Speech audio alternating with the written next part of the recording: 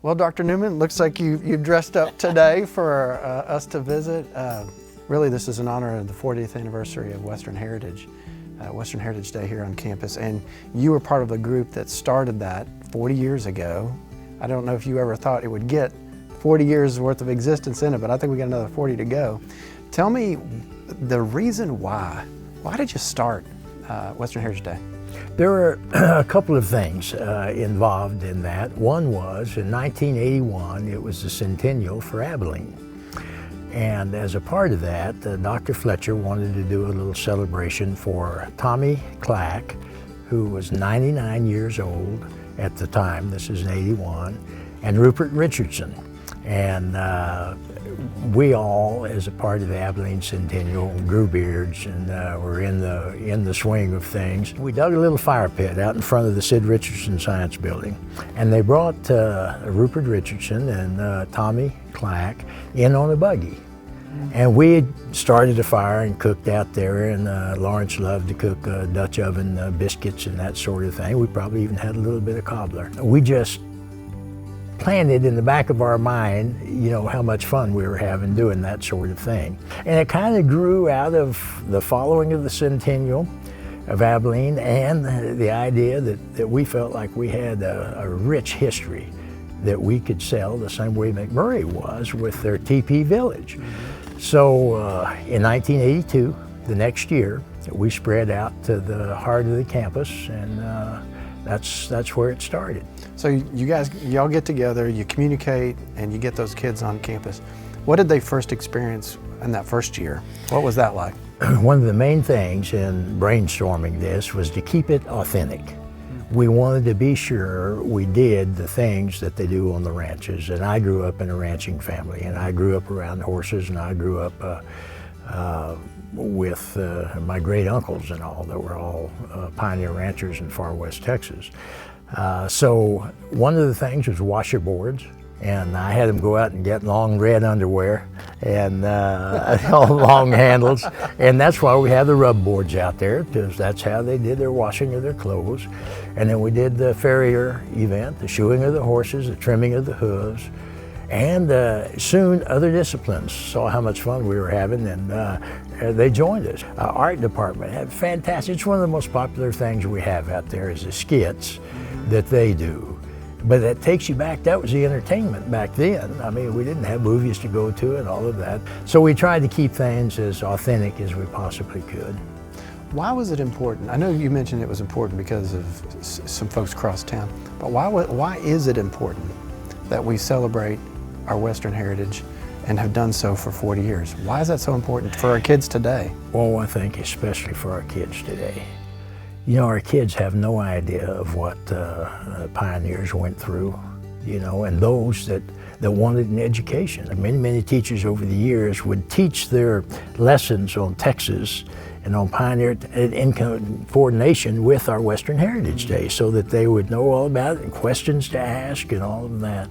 To know that things have not always been the same. You know, it's not always been an easier life. My great-grandmother, my great-grandfather came over from Lampasas, Texas, and settled in the heart of the Davis Mountains. They were hunters. And they asked my grandmother, "How on earth did you put up with all those hardships?" She said, "Well, honey, those weren't hardships. We didn't know anything about dishwashers. We didn't know anything about, you know, washing clothes. We were looking for grass. We were looking to better our lives." And that's why they moved. You know, I remember reading journals of theirs where the grass was up to the belly of a horse, and this is out in far west Texas where you have a hard time finding grass at times. But you know, it's just that thirst of knowing, and young kids particularly need to know about the hardships and all that people went through in order to provide them a university like we have today. You just mentioned thirst and you mentioned grass. I always have to talk about rain with you. Yeah. How important was it to folks back in the day? How important was rain to them? Oh, it was so very important, but more so than rain. In fact, it was 2 or 3 years, my great-grandfather, and there were 2 other couples that came with them west. You look for springs. They settled in an area called Cherry Springs in the Davis Mountains because you had to have the water coming up out of the soil, and you had to be fairly sure that you could dig a well by hand. Now we're talking about 1880s, you know, and so way back then. So they roamed, you know, with their cattle and live in dugouts and until they found those springs. And then they built their ranches around those springs. And then the rain, of course, is so important to recharge those springs and then to grow the grass. In one of the Western Heritage photos I saw, there's a horse named Nubbin. Yeah. Where'd you get the name, and tell me about the horse? Nubbin was my ranch horse. I used to have the Bullhead Ranch. It was a ranch that belonged to my great-grandfather, John named Cowden, and that ranch was right on the state line, New Mexico and Texas, and so it was in Andrews County and Lee County, New Mexico. And I guess it was 1975 I started operating that ranch. Nubbin was one of the first horses I acquired at that time. And so Nubbin was, and in fact, my kids learned to ride on Nubbin, but he was really great with children. So I brought him for years when I'd bring him back from the ranch and back here for Western Heritage, and he was just great with kids. Didn't have to worry about being stepped on or anything like that. Kids would rub his nose, but he would hide for 2 weeks after Western Heritage. He didn't want to see it. They just rub his nose to where it's raw. What was your favorite station that you liked to man?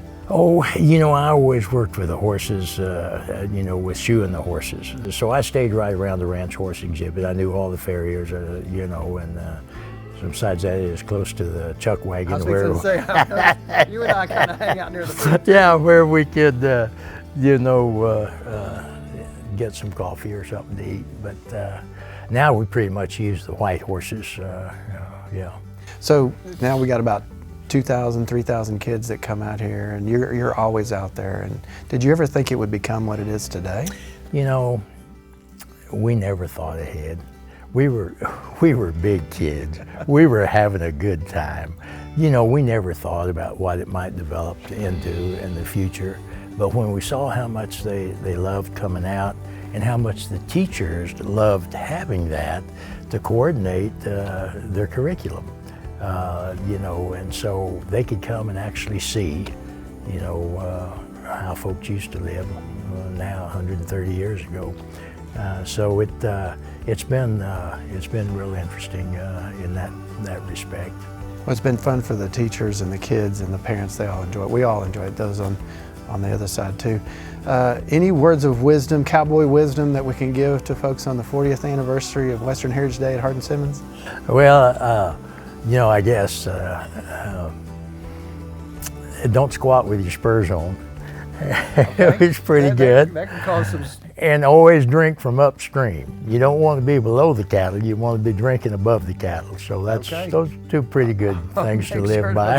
I'm in my stream the next time. Well, thanks for coming in, and thank you for you and everybody with you that started that Western Heritage Day, that first one, and everybody that's added to it since, because it's got a great flavor, and the students really, really appreciate it. Well, and you know, we just enjoyed every minute of it, and I, of course, still enjoy coming out. And thank you for allowing me back on campus. You bet, anytime, anytime.